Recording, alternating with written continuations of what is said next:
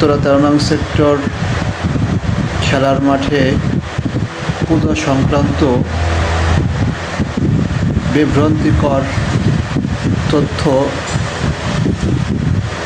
Republic Bangla media অর্থাৎ ভারতের একটি হলুদ মিডিয়া, এরা শুধুমাত্র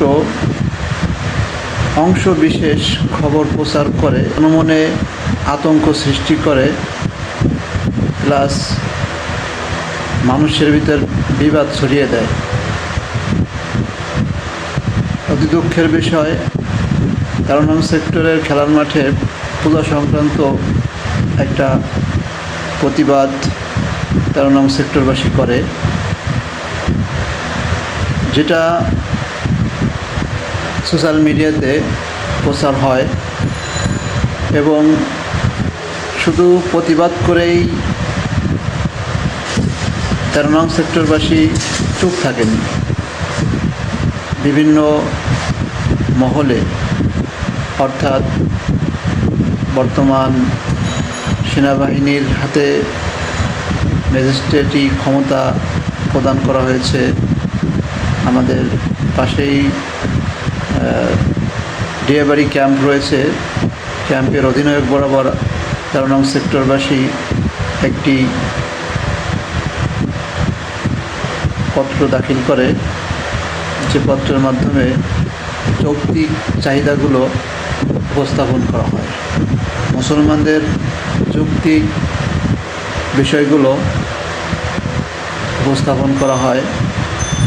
সাথে সাথে উত্তরা পশ্চিম থানায়ও তার কপি প্রদান করা হয় এবং ডেপুটি কমিশনার অফ পুলিশ তার কার্যালয়েও এর একটি পত্র দাখিল করা হয়। ফলশ্রুতিতে ডিয়াবাড়ি ক্যাম্পের অধিনায়ক সেক্টরবাসীকে এবং উত্তরা পূজা উদযাপন কমিটিকে ডাকেন, যেখানে বিস্তারিত আলোচনা হয়। সেখানে বিভিন্ন সংবাদ মিডিয়াগুলো উপস্থিত ছিলেন এবং ছাত্রদের পক্ষ থেকে সমন্বয়করাও উপস্থিত ছিলেন এবং বিভিন্ন নেতাকর্মীরা উপস্থিত ছিলেন।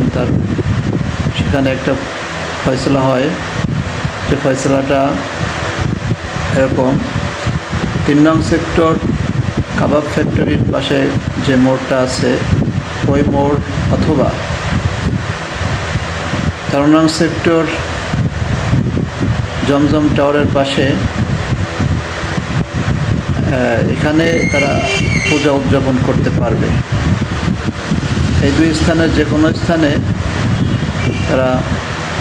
তাদেরকে পূজা উদযাপন করার জন্য জায়গা নির্ধারণ করে দেওয়া হয়।